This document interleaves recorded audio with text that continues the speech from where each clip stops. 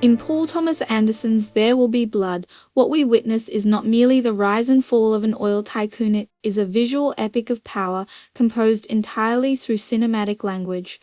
Today, we will delve into this visual masterpiece and decode how PTA and cinematographer Robert Elswit used composition to make power and trust visible, tangible, and even measurable.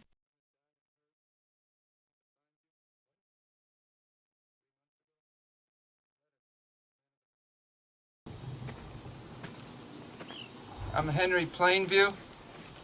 I'm from Fond du Lac. I'm your brother from another mother. Ernest is my father. Who are you? Henry.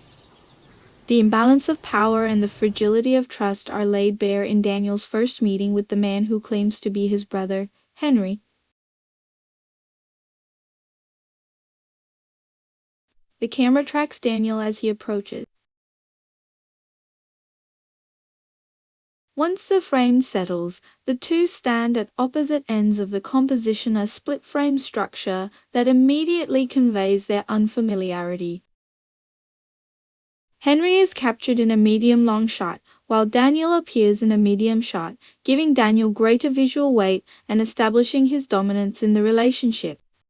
A vertical pole divides the two within the frame, while the background architecture adds further dividing lines, visual metaphors for distrust and emotional distance. As their conversation deepens, Daniel steps forward, narrowing the physical gap. The frame shifts toward compositional balance, yet Henry's bright white shirt and pale skin pull visual weight to the left, hinting at his manipulative intentions. The dividing pole still remains, representing Daniel's lingering suspicion.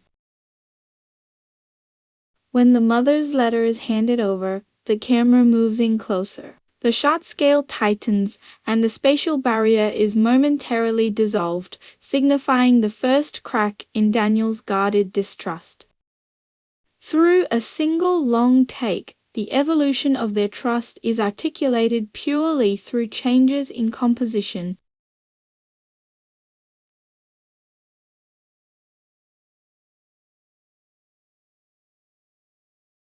A medium close-up of Daniel opens the sequence, signaling a shift in emotional distance and asserting him as the dominant figure among the three. In this shot, Daniel's body faces right while his gaze pierces left, creating two implied lines that form a triangular composition of frame, filled with tension yet visual balance. Typically, such a triangle is used in three-person dialogue to suggest harmony, but PTA takes a different approach.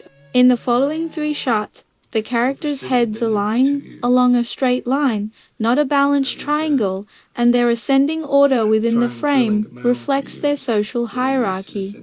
Architectural lines in the background continue to divide the trio, visualizing their conflicting interests. The next shot intensifies this idea. Light seeping through a half-open door creates a dividing line that separates father and son, while Henry's blurred movements in the foreground subtly expose him as the cause of their growing distance. Through the interplay of foreground and background composition, the film reveals shifting relationships without overt drama. This restrained visual language becomes the prelude and the visual embodiment of imbalance and collapse.